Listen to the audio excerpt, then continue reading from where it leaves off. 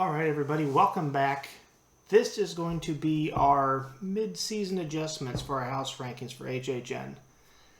Now, admittedly, this is not quite how I was wanting to do this. I was wanting to get some more footage from HHN, but between a work schedule and getting a sick kiddo back to health, I just haven't had time, so we're going to have to do it this way. Promise for the last one, I will try to have some better footage from HHN. I'm not going to go over our previous ranking. If you want to know that, there is another video on that with myself and Rachel. For this one, we're just going to go through them. As I said, now, not a whole lot of explanations. This should be considerably shorter than the other one. And for those of you asking, this is what I'm talking about, the cup holder. You need this. This worth every penny. Now, let's start at the bottom. Let's go on up to the top. There have been some changes in the rankings, as we knew they would be. So number 10. Still kind of a basement dweller, Chucky. It's just, to me, really not worth doing at this point. I don't see how at all they're going to get any better. Maybe I'm wrong. I'm hoping I'm wrong, but right now, very, very underwhelming house.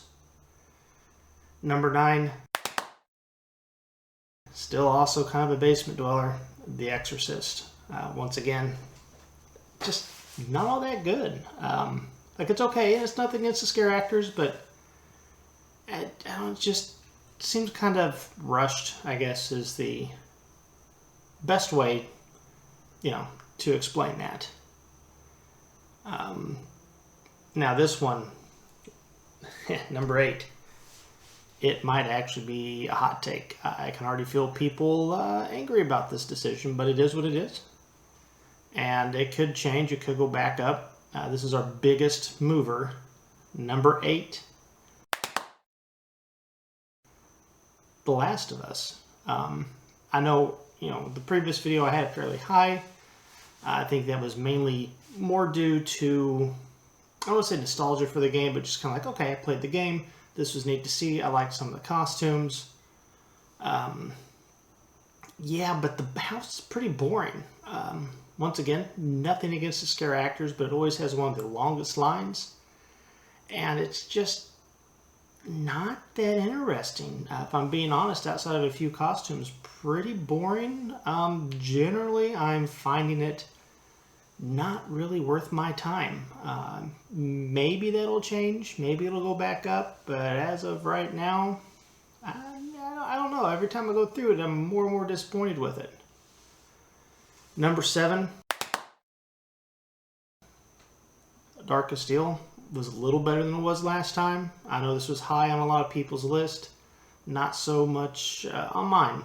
But it is what it is. It was running a little better. I'm hoping, as I go through it again, it'll maybe get a little better. Maybe, I don't see it going much higher for me, but it could be wrong. Maybe I can go through it and it'll be firing on all cylinders and it'll be one of the best houses this year. But as of right now, still kind of far down on the list. I'll be right back. Sorry about that.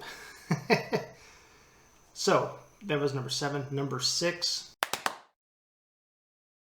Dueling Dragons. Outside of a lot of the prop work and stage work, once again, this house kind of boring. Not a lot going on for it, so definitely not worth waiting in line twice if it's a long wait. Just, you can do it once, pick either side, pretty much the same. So number 5. Now we're in the top half of this list. Dr. Oddfellows. It did go up a few spots. I think it mainly has went up more, just kind of to the nods to previous HHNs that it has in it. The house itself, getting better. I think it's pretty much maxed out on my list at 5. Could be wrong. Number 4 then is actually Yeti. I just can't get over the one scare. It is, to me, a brilliant scare. It makes me laugh all the time when I see people jump from it. I don't want to spoil the scare though. So all I'm going to say is Outhouse. I'll leave it at that. Number 3, Blood Moon, this one jumped up. This one did exactly what I thought it was going to do. It had the potential, and first time I went through it wasn't quite firing on all cylinders. It was misfiring a bit. This time, pretty much everything was just chugging along like it should be. Definitely worth doing. Spend a little bit of time, wait for it. The wait's usually not that long. Now, that gets us to 2 and 1. First time, we had Stranger Things 4 at 1 and Universal Monsters at 2. Do they stay that way? Do they switch? Well, they stay that way. Universal Monster for me is still number 2. It's still good. Still definitely worth doing.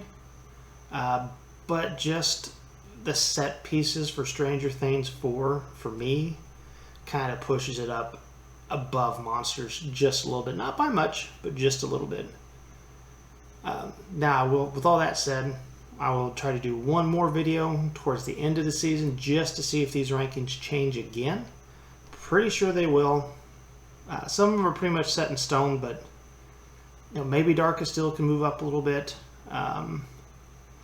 Maybe Universal Monsters and Stranger Things 4 finally flip-flop. Don't know. The overall assessment on this year for HHN, it does, compared to previous years, it just still, to me, this is me personally, so this could be a hot take, however you want to look at it, but to me personally, still not as strong as previous years. Maybe I just got spoiled with the previous years, and this actually is a really good year, and I'm just, nostalgia. Maybe it's not. Maybe this is actually an off year for most people. I'm actually not quite sure, so if you agree, if you disagree, please let us know in the comments down below. And we're happy you're here with us. If you've made it this far, thanks for watching, and we will catch you guys again next time. Bye, everybody.